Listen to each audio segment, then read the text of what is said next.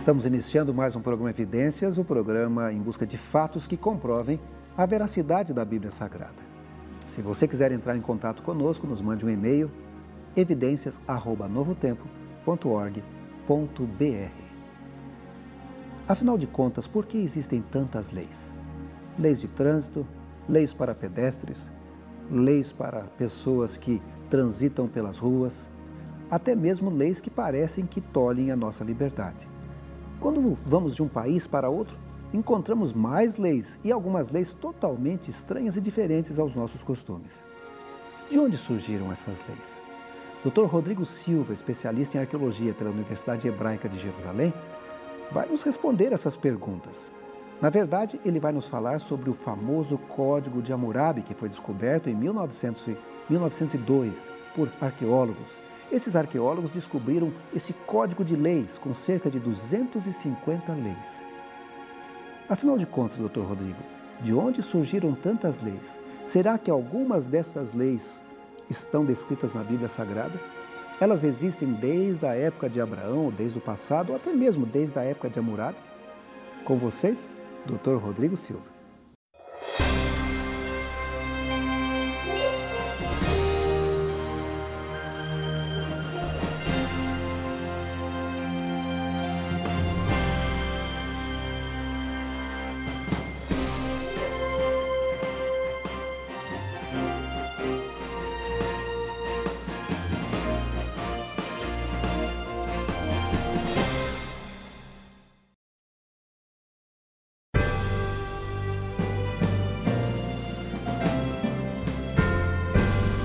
Leis e regulamentos existem para organizar a sociedade.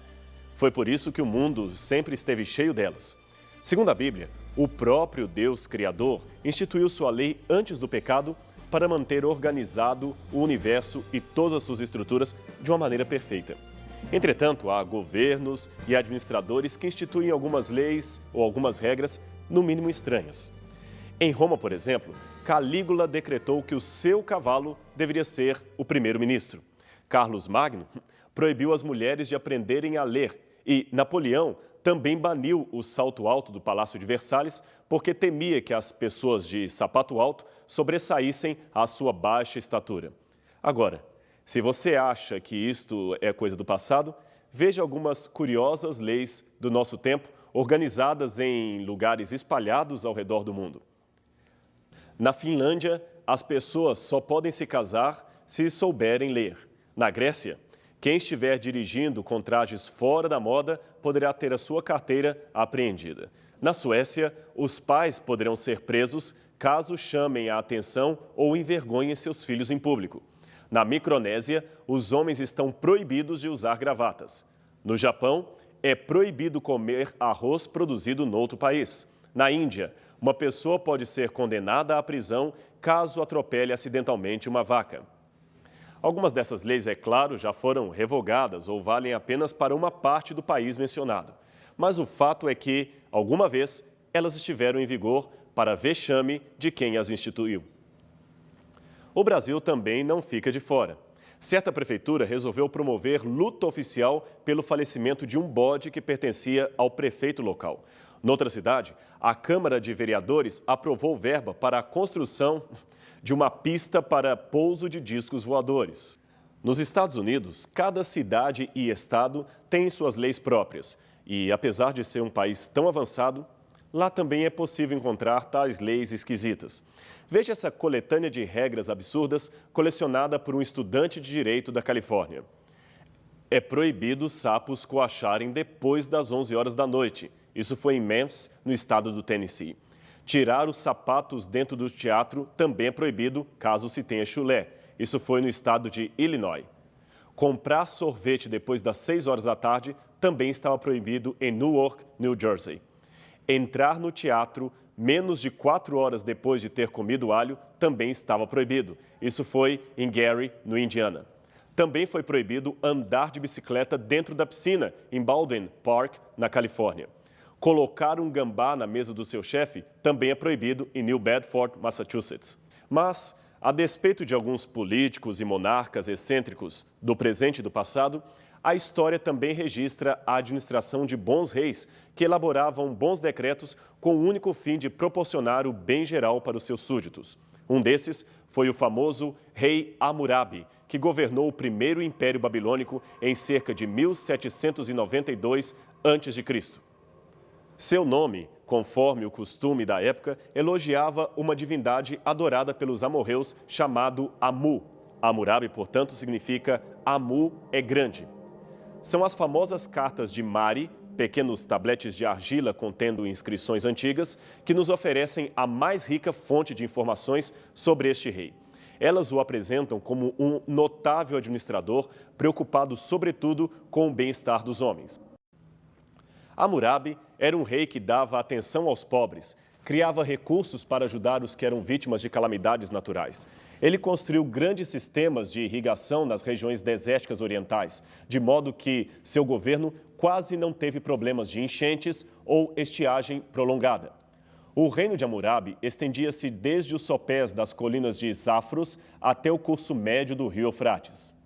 Quando ele assumiu o trono, após a morte de seu pai, o rei Sin-Muballit, a dinastia da qual fazia parte já estava governando há mais de 100 anos e descendia dos famosos sheiks do deserto, muitos dos quais ainda dominam em países como os Emirados Árabes.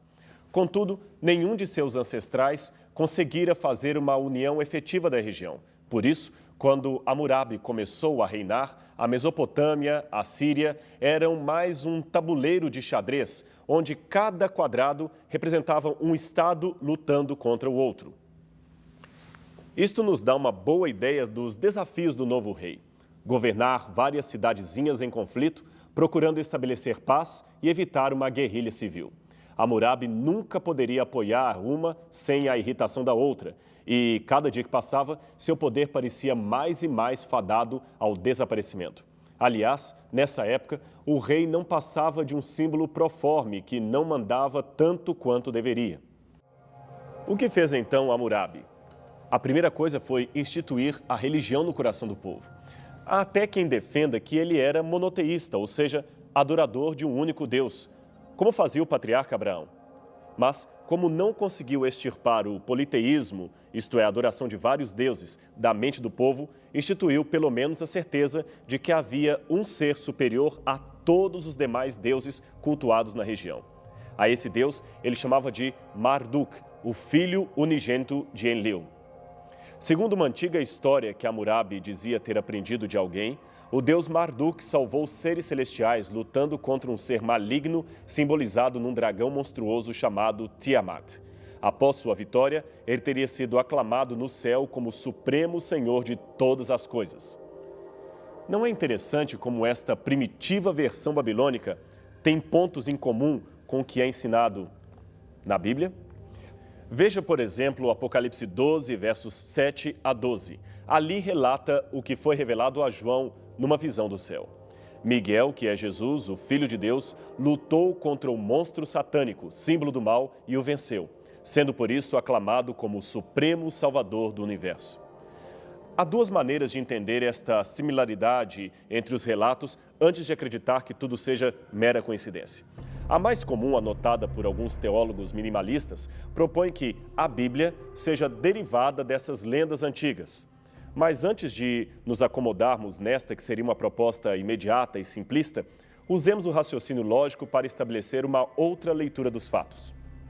Supondo que seja verdade que ocorrera uma guerra no céu entre Jesus e Satanás, envolvendo todos os anjos, afinal de contas, a Bíblia apresenta isso, e supondo que Adão fora um personagem real, podemos concluir teoricamente que o próprio Adão ouviu essa história diretamente de uma fonte celestial e a contou para os seus filhos. Estes, por sua vez, foram passando a tradição que, aos poucos, foi sendo modificada pelo acréscimo de mitos e idolatria pagã. Se assim for, o que Hammurabi teria descoberto e tentado implantar em Babilônia eram vestígios da história do grande conflito, que, embora parcialmente deturpada pelas crenças mesopotâmicas, ainda conservava algo do formato original. Hoje, parte dessa tradição verdadeira está preservada na Bíblia Sagrada, que ainda não existia nos dias de Hammurabi. Há detalhes que, infelizmente, se perderam, mas parece que Deus conservou aquilo que era mais necessário para fornecer dados suficientes à compreensão humana acerca deste conflito e à respectiva salvação da humanidade. Demoraram cerca de 30 anos até que Hammurabi conseguisse ser o senhor de toda a região da Suméria e da Acádia. Durante todo esse período, ele pregara a fidelidade devida ao deus Marduk e a obrigatoriedade em se cumprir as suas leis. Mas a história conta que, após a sua morte, o povo se desviou das orientações por ele dadas e o império, que estava indo muito bem, começou a entrar em decadência. Os estados voltaram a brigar, a idolatria, antes um pouco refreada, agora se acentuava livremente nos meios populares e começou a haver inúmeras rebeliões internas, seguidas de invasões de terra, principalmente pelos hititas e cassitas. Afinal, muito desse comportamento reprovável tinha, por irônico que pareça, uma temática religiosa, pois, afinal de contas, eles representavam a própria vida dos deuses. Isso mesmo, uma vida de bebedeiras, ciúmes e farras era justamente o eco humano do comportamento dos deuses mesopotâmicos. E, como já acentuou alguém, as pessoas não tendem a ser moralmente melhores que os deuses que elas adoram. A essa altura, você já imaginou qual foi o resultado de tudo isso? O povo voltou a ficar desunido, a idolatria voltou também, e em pouco tempo, os assírios dominaram a região, impondo uma terrível ditadura sobre a população em geral. É talvez bem provável que, por antever essa reviravolta do povo, Deus aparecera a Abraão, cerca de 2 séculos antes de Hammurabi, e lhe pedira para abandonar aquela terra, voltando-se para a região de Canaã, que hoje forma parte do Estado de Israel. Tirando Abraão do meio dos caldeus, Deus estava preservando na terra um povo que não desviaria os seus ensinos, as suas tradições, das leis dadas por Deus através de Adão. E um ponto curioso, tanto Abraão como o futuro rei Hammurabi eram semitas, de modo que poderiam muito bem ser primos distantes. E foi desse tronco semita que surgiu o povo hebreu e o Messias, que é o nosso Senhor Jesus Cristo. Hammurabi parecia perceber que, após a sua morte, reis incompetentes poderiam desviar os súditos dos nobres ideais que ele instituíra. Sendo assim, resolveu gravar em pedra um resumo de suas leis, registrando-as para a posteridade. Para os orientais, pedra sempre é sinônimo de eternidade. Uma cópia dessas leis foi descoberta em 1902 por arqueólogos franceses na cidade de Suzanne. Trata-se do famoso Código de Hammurabi, um enorme obelisco ou estela com mais ou menos 2,25 metros de altura, que hoje pode ser visto no Museu do Louvre, em Paris. Ele possui mais de 250 artigos legais que vão desde delitos contra a propriedade até ao desrespeito aos magistrados. Sua semelhança com muitos itens que seriam posteriormente escritos na Lei de Moisés são impressionantes. Do mesmo modo que faria Moisés mais tarde, Hammurabi também condenava a magia, a cobiça e o homicídio. Esses códigos parecem um tanto severos para nós que vivemos no século XXI e temos uma mentalidade evidentemente ocidental. Em quase todos há a prescrição da pena de morte. Num trecho, por exemplo, recomenda-se que fosse declarado que determinada casa estava em chamas e, nesse momento, se um dos ajudantes para apagar o incêndio fosse flagrado cobiçando ou roubando um utensílio da vítima, este sujeito seria imediatamente lançado no fogo para morrer queimado com o produto que ele roubou.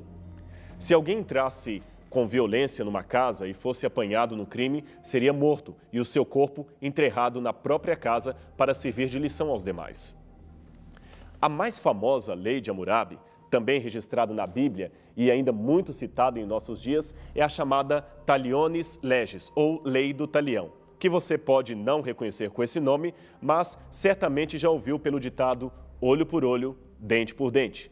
Talionis quer dizer em latim tal qual e leges, lei. Como o latim é a língua mater do direito moderno, assim ela acabou sendo registrada como Talionis Leges, ou a lei do tal qual. Ou seja, assim como João fez contra Cláudio, Cláudio pode fazer contra João. Mas não pense que isso era um código 00 do FBI, como nos filmes policiais, com licença para matar. O que a lei prescrevia era um limite para a vingança. Lembre-se que Hammurabi viveu num contexto em que as pessoas se matavam a troco de nada. Bastava sentir-se agredido para assassinar o outro. Ora, a família do que fora morto planeja vingança contra o assassino. Se o mata, aí já é a vez da outra família querer vingança e assim por diante. Noutras palavras, as vinganças repetitivas não iriam terminar nunca. Por isso a lei é tão incisiva. Se alguém perde um olho, deve ser indenizado pelo culpado, arrancando-se apenas um olho deste. Uma vez que isso fora feito, ambos estão quites e não há mais necessidade de vinganças, pois o olho foi pago. Dente por dente, olho por olho, mão por mão, pé por pé. Jesus, no Novo Testamento, porém, dará um sentido muito maior e mais amplo para a lei do talião. Ele disse: ouvistes o que foi dito aos antigos, olho por olho, dente por dente. Eu, porém, vos digo, que não resistais ao mal, mas se qualquer te bater na face direita, oferece-lhe também a outra. E ao que quiser pleitear contigo e tirar-te a túnica, traga-lhe também a capa. E se qualquer te obrigar a andar 1 milha, vai com ele 2. Dá a quem te pedir e não te desvies daquele que quiser que lhe emprestes. Ouvistes o que foi dito, amarás o teu próximo e odiarás o teu inimigo. Eu, porém, vos digo, amai a vossos inimigos, bendizei aos que vos maldizem, fazei bem aos que vos odeiam e orai para os que vos maltratam e vos perseguem, para que sejais filhos do vosso Pai que está nos céus. Porque ele faz com que o sol se levante sobre maus e bons, e a chuva desça sobre justos e injustos. Pois, se amardes os que vos amam, que galardão tereis? Não fazem os publicanos também o mesmo?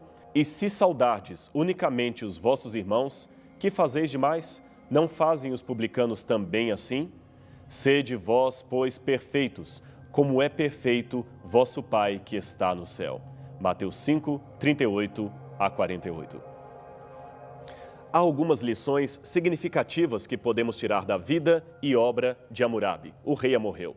Uma delas seria que, enquanto houve uma direção religiosa, enquanto o povo seguiu acreditando no único Deus e procurando cumprir a sua lei, eles andaram bem. Porém, a partir do momento em que essa ligação foi rompida, a sociedade ruiu. O mesmo se dá hoje. Se não houver um compromisso direto com Deus e sua palavra, de pouco adiantarão os esforços políticos e humanitários para convencer a população a ser boa, honesta e solidária. Lembre-se que foi não somente a consciência e não apenas o dever o bastante para aquele povo. Quantas coisas nós fazemos, mesmo sabendo que estão erradas? O Código de Hammurabi continuou em vigor por muitos anos após a sua morte, mas na prática o povo estava tão distante do seu cumprimento quanto o norte está do sul. As pessoas faziam comentários sobre os seus bons mandamentos, trocavam ideias sobre o que é ou não ético, mas viviam como se as normas fossem apenas para os demais. Não é esta uma situação muito semelhante àquela que comumente nós vemos hoje em dia? Pessoas dizendo com clareza o que deve ser feito, mas ninguém faz nada. Ficam apenas repetindo o óbvio, o que todo mundo já sabe, e na prática seguem o curso normal da maioria dos homens, que é o da transgressão aberta à lei de Deus. Como aconteceu nos dias de Hammurabi, a sociedade de hoje está perdendo a conexão com Deus único e com sua lei. Estão preferindo seguir uma variedade sem fim de gnomos, fadas, mestres espiritualizados, ao invés de adorar ao Criador de todas as coisas. Quando se fala de leis, normas e mandamentos divinos, apelam para sofismas estranhos do tipo: estamos na era de Aquário e cada um deve ser livre para fazer o que bem quer. Ou então, Jesus cancelou a lei no Calvário, inaugurando a graça. Não estamos mais debaixo da lei. É nesta hora que entra em vigor a descrição que Paulo faz dos homens no que ele chama de tempo do fim.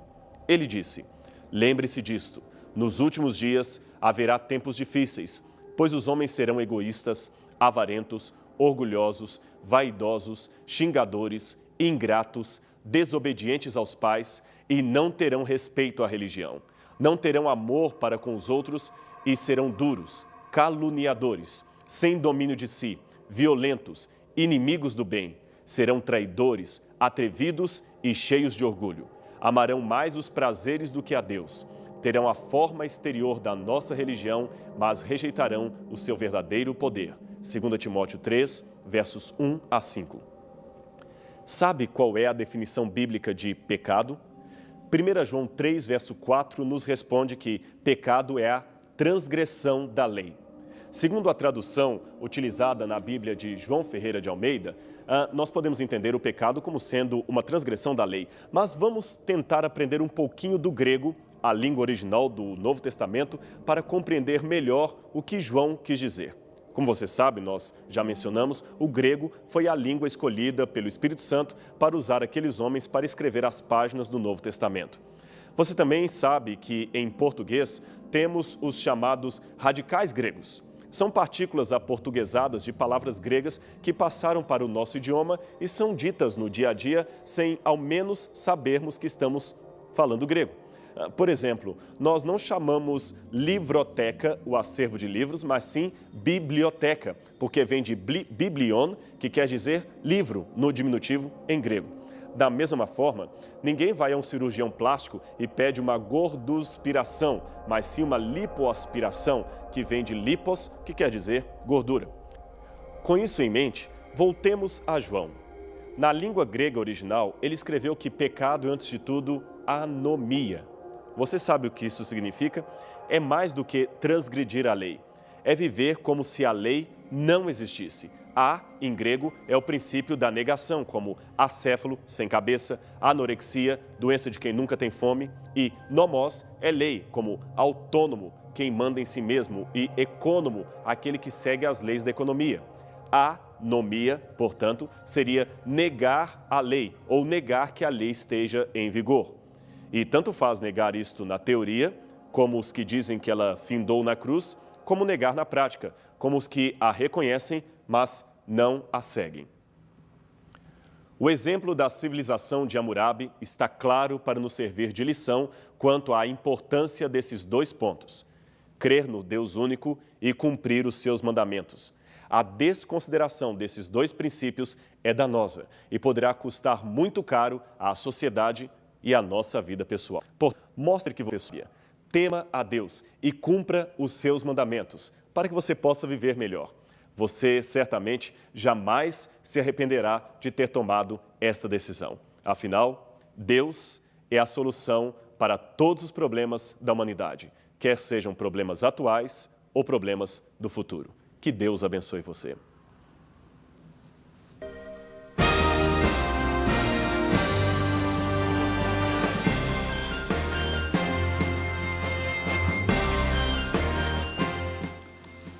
Que maravilha que as leis de Deus continuam em vigor. Afinal de contas, se ele revogasse as leis da natureza, estaríamos em perigo. Já pensou? Se fosse abolida a lei da gravidade, sairíamos voando por aí, não é verdade? Se você quiser entrar em contato com o programa Evidências, nos mande um e-mail, programaevidências@novotempo.org.br. Será um prazer atender a sua sugestão, o seu pedido. E na próxima semana voltaremos com mais um programa Evidências, o programa que busca fatos que evidenciam a veracidade da Bíblia Sagrada. Até o nosso próximo encontro.